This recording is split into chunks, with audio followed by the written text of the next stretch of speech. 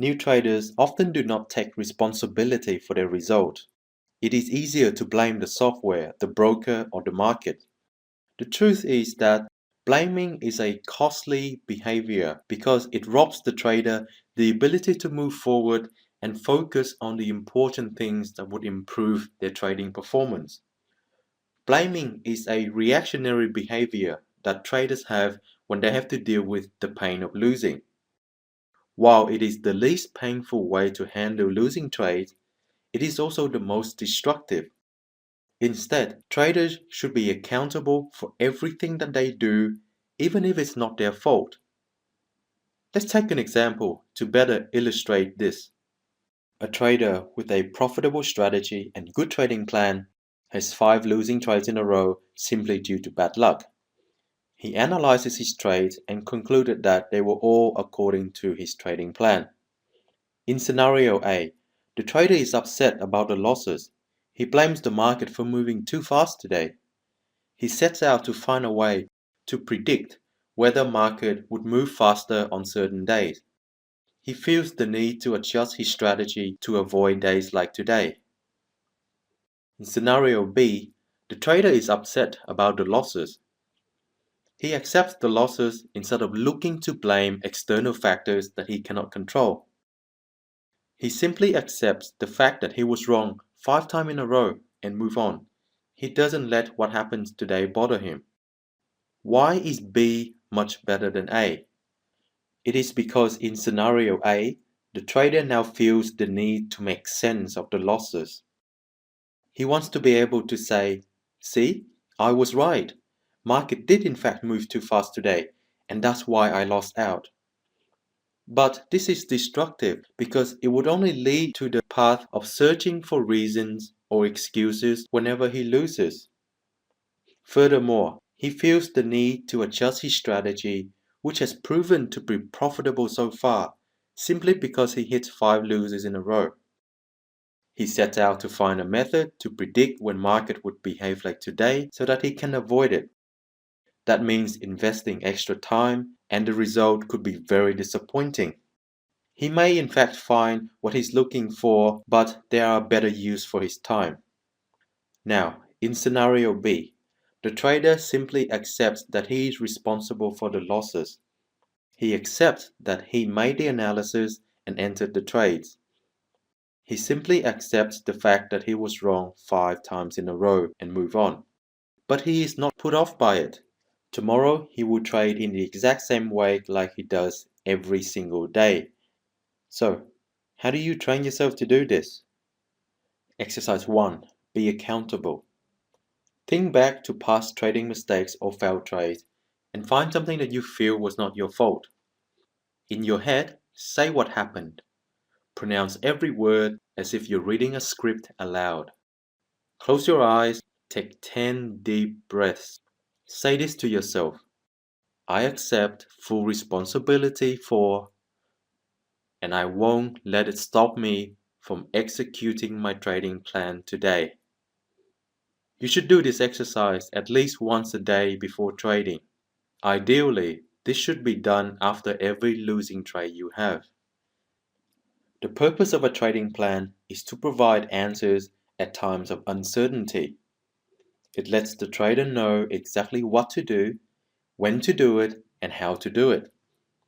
If you have learned a strategy from an experienced trader, you should ask that person to either share their trading plan with you or help you develop your own trading plan. Trading plans will vary according to the strategy that it is built upon. However, it should have the following features: clear and repeatable set of rules about entering a trade, a predefined stop loss even before the trade is entered, how much you are willing to risk on the trade in pips and also percentages, how much you are willing to gain on the trade in pips and percentages. You need to have your trading plan visible in front of you before taking every single trade, regardless of how good you think your memory is. You need to read your trading plan before entering a trade, even if you already know it by heart. Exercise 2. Trade with a plan.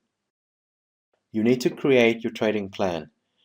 Print, type, write out your trading plan, and keep it accessible when taking your trades.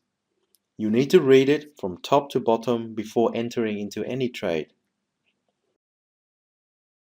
Here's an example of a trading plan using Richard Donchin's 4 weeks method.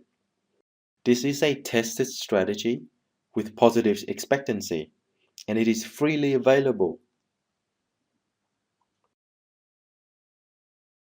As simple as it seems, this trading plan covers all possible scenarios that could happen in the market. You can use this plan to find out what you must do at any given time that the market is open. You know exactly what must happen for you to enter a trade. You know exactly where your stop is and how much you are going to lose if the trade goes wrong. You know exactly what must happen for you to exit the trade. This is a complete trading plan. It is clear as day. You need to be able to openly discuss your trading results and progress with another person. This is to be done face to face in person. It doesn't matter if that person has no idea what you are talking about. The purpose of the exercise is to make you become accountable to another person other than yourself. Because let's face it, we are exceptional at believing our own lies. I do this with my partner once a week on Sunday. I will sit down with her and go through my trading diary, which contains all the trades that I have taken in that week. She only needs to sit there and listen to me. Here's an example of what the discussion would sound like.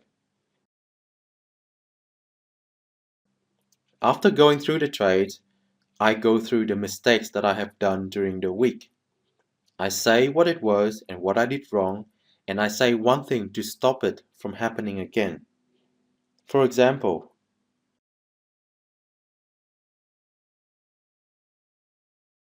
do you notice the way I describe the event? I don't put blame or try to find an excuse.